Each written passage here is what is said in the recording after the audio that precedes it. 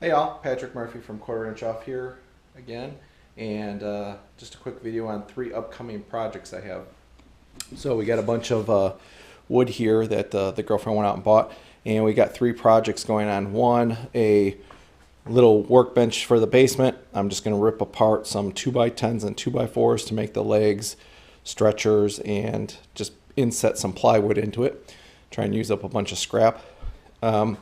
In our office, we need a cart in our office that goes in our closet to store office supplies and pull that in and out because we have a bookshelf in there and some other things. So this way, when we need stuff, we can pull it out, push it back in.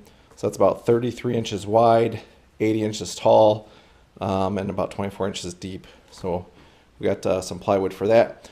And then we got a quote on doing some in our pantry, in our kitchen sink, to do some pull-out drawers. And the quote was fairly high, so instead of doing that, we found some drawer slides online, full extension ones.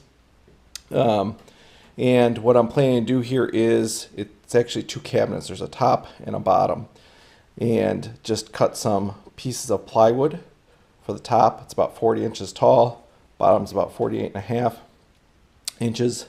To clear the hinges of the door, I need it to be 1 inch thick. So I'm just going to take 2 pieces of 1/2 inch, glue them together.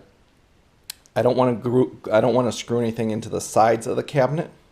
There's already pins for shelves that go in there. We may want to put those back at some point if this doesn't work or if she doesn't like it. So the plan is just to put sides in, put a bottom and a top to squish the sides apart.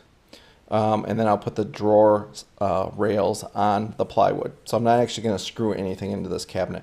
It'll be like a box inside the cabinet that I'm building with the drawer slides on the side, and then do shelves that slide out. Basically, we're not going to do any of this triangle stuff here. We did buy 1/4 inch plywood that I can create backs and sides for. We'll figure that out as we go and see what our needs are.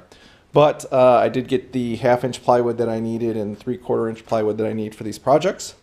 We'll be using plywood for the sides of the drawers here and 1/4 inch for the bottom.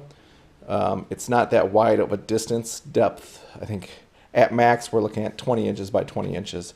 So even the weight of stuff in there with the 1/4 inch plywood would be enough.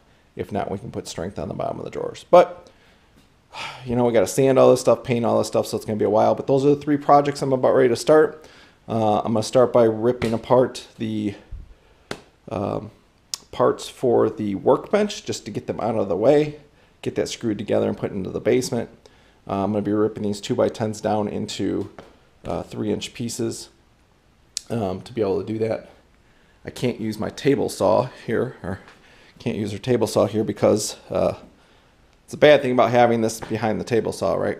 So I'm going to pull out the rigid out into the driveway and just rip them that way. That'll still work.